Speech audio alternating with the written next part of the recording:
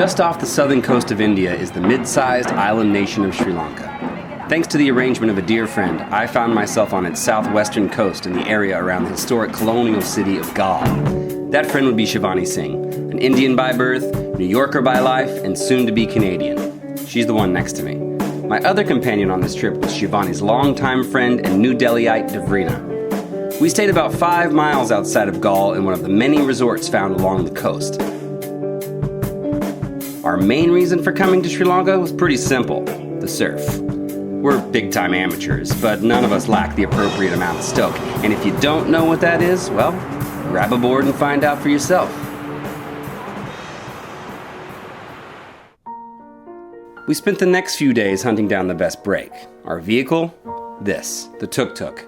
We found a driver that not only became our guide, but also our friend. I think he's gonna get us coconut present. Yeah. That's disgusting. Yeah, dusty. Let's see how this works.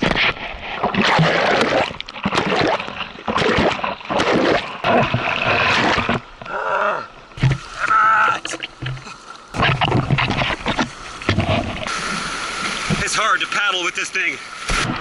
Can't paddle with this thing.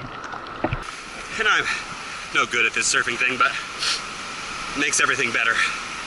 Not thinking about my troubles with the visa, or not only that, but all troubles otherwise. Not thinking about it. Yeah, and as for that uncomfortable visa trouble nonsense, allow me to elaborate. I'm here in Sri Lanka now, and was in India before, and trying to go back to India, and when applying for a visa to India, I applied for an e-tourist visa, which I found out after I applied for it is a single entry visa. Do this application again once I get to Sri Lanka, because I'm here for 7 days. 3 days processing, no problem. There's a problem with the website for the e-tourist visa. Now I can't contact them, they're not responding to emails.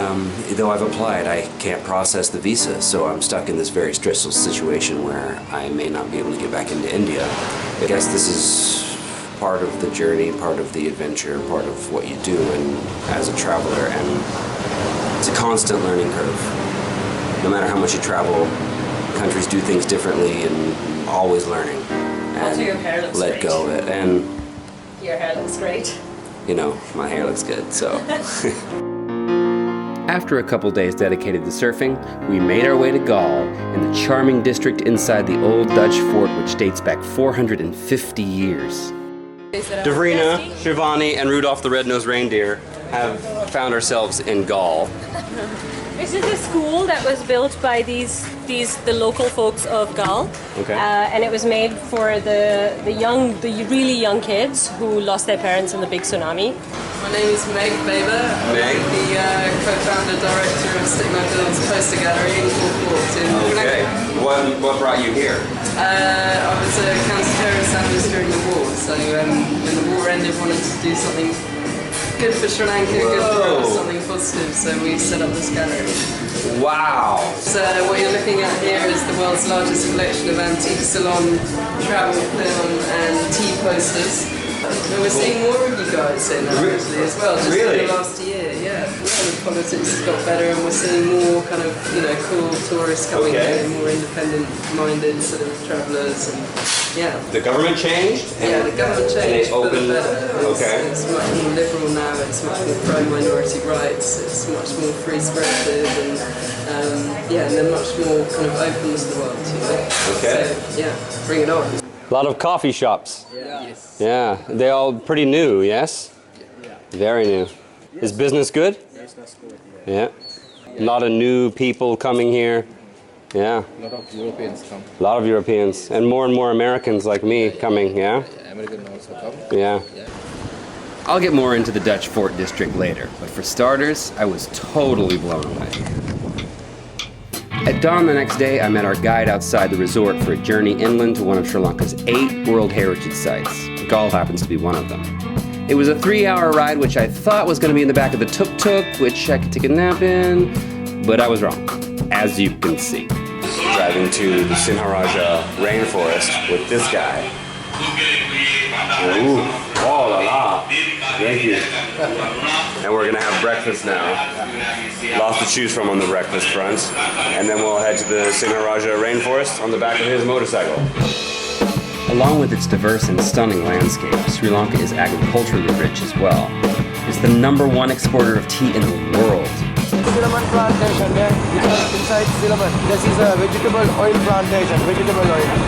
So Lassie is telling me that rubber, actually Sri Lanka makes a lot of rubber, and it comes from trees, the rubber, that's news to me. After a few bumpy roads, we finally made it deep into the country where I plan to go on a hike through the jungle. Ironically, I was paired up with 2 Dutch travelers. So tell me who you guys are. My name's Nout. I'm from the Netherlands. Just got here from Australia. Did a medical placement there, and now I'm traveling with Shu. I'm also from Utrecht, and I was missing him, so I decided to come Sri Lanka. And you wanted to see Sri Lanka? Do you understand some Dutch?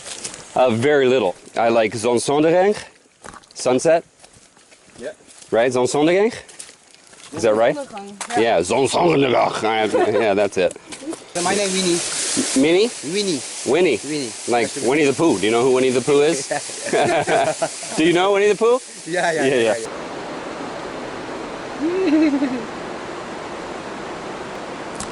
Oh, that's cool. This is the male one. You can see it's a male. Because of his nose? Whoa, hey. Posing with tree. Tree hugger. This one is the Sri Lanka national tree. Sri Lankan national tree? Yeah, it's a very old one. What's its name? It's a Miswana Nagasari. Misuana Nagasari. Yeah, single is named Na. It's a very Oh, that's the with the leaves. Now you're the tree, okay. Yeah. Okay, last bit of the journey here at the Sinharaja rainforests. Gonna swim across there. Apparently there's a waterfall. I'm down to my underwear, you know? It's Sri Lanka, man. Yeah, now I feel like Mowgli or whatever his name is. We have officially transitioned into the Jungle Book.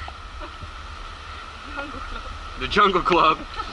Hopefully it's not Lord of the Flies. Do you know the book Lord of the Flies? Where a bunch of boys are stranded on an island and they end up killing each other.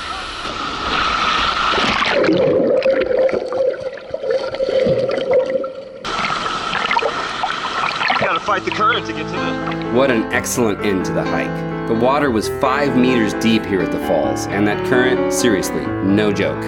It was a good day in the rainforest, but I had to head back to the coast, but not before having a cup of joe with another pair of travelers. And I'm Tiago from Portugal. Tiago! Hello, I'm Salome, also from Portugal. Salome, I like that name. Where?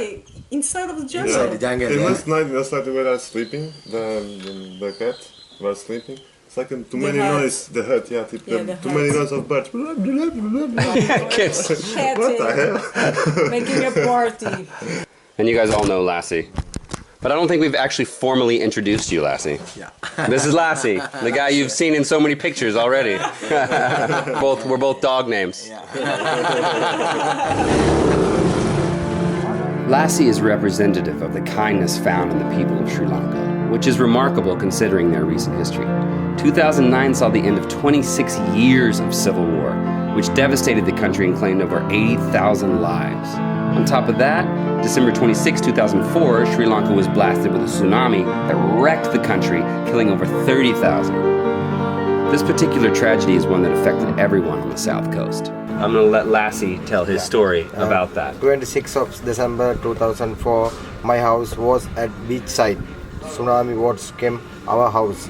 My house was broken, and my father, sister, and my sister baby was dead. Come to Holland people. This is one family and built new little house for us. Thanks for you, Holland people. This is my house. I'm very sorry. It's my father and sister and my sister died. Tsunamis every day. I will do this. You think about. Yeah. You think about this, yeah. And where were you when the tsunami hit? This is tsunami, so I will going to tuk-tuk and walk in. 3 meter with water come. I come walk in, not taxi. Either walk, running, I will go to home. This is my not father, this is my sister baby outside. So you searched for them for 2 days, 3 days. 3 days outside is my father body and. Oh, you saw the bodies. Body is outside, yeah, generally. This is. And your sister and baby too. You saw them. You saw them. Yeah, I will see. This is my sister in the mark. This is my baby inside on the leg. Here the mark. Yeah, this is my father. The head operation. I will see. Look. This is a Gal area, the 40,000 died. Road broken, house broken. This is eat something not Europe people, you come to England people, American people, Sri Lanka I help 2 American people and 3 American people. This is one tractor, we're cleaning every 1 week, every day my home cleaning. You would never know such personal trauma had befallen Lassie if he didn't tell you. His smile came easy, and he went well beyond his duties as my guide. For the people of Sri Lanka, I found this to be true in almost every case. When you look at the country itself, it's equally astonishing. The infrastructure is strong, the economy is buzzing, the attitude is joyous. I found myself not wanting to leave Galle with its coastal views, clean streets, and cool cafes. I must say that I am super impressed by Galle. It was Dutch, it was Portuguese, it was English, more Dutch I guess than anything. The name Galle is Dutch. And inside the Dutch fort, they have really built up what feels like an extremely Western city. I really hope that all this money that is now coming to, all this wealth that is now traveling to Sri Lanka and creating environments like what you find inside the Galle fort doesn't affect the friendliness and the beauty and the kindness and the community aspect that really vibrates from the people here. Everyone smiles and says hello, and it seems like it's pre-tourism jaded. It's hard to say exactly what creates that shift between the beautiful, well-crafted, nice goods, clean streets, warm people aspect of things to when you get to the jadedness of money being traded everywhere, too many tourists that don't know how to respect culture, all of the opposite ends of the spectrum. There's a very fine line, it seems, between those two, and I really hope that Galle, and Sri Lanka in general, as it continues to grow out of the civil war and out of the tsunami and becomes this well-respected tourist destination that it really should be, because this is a beautiful place, and I've only seen this much of it, and it's a beautiful place. I hope that Sri Lanka can stay the Sri Lanka it is right now and continue to grow and have these clean streets and beautiful shops and people from all over the world and the history and everything. And the surf, oh yes, the surf. Can't forget about that. Shivani, Devrina, and I finally found the beach that was perfect for us. And true to my new love affair, it happened to be in the one and only, you guessed it, Galle. Not only did it fit our skill level, but that classic surfer vibe was flowing here. This became our spot, and making friends was easy. Yeah, I could have stayed in Sri Lanka a lot longer. Of all the trips I've been on to this point, I think this place has been the sweetest surprise. The morning we left, Lassie showed up at the resort, though he didn't have to. He knew I was a bit bummed about not making it to an ancient Buddhist temple, so he brought me a necklace of prayer beads from his temple. Top-notch dude, that Lassie. Top-notch place, this Sri Lanka. Sri Lanka surf trip finished. Got my Indian visa, so I can go back now to India, but, you know, to be honest, being stuck here in Sri Lanka wouldn't be that bad because it's a beautiful country and the people really remarkable. Right, Devrina? Sorry, what? Just say yes. Yes. Having a little bit of food before we get on the plane and head back north to India. Ciao for now.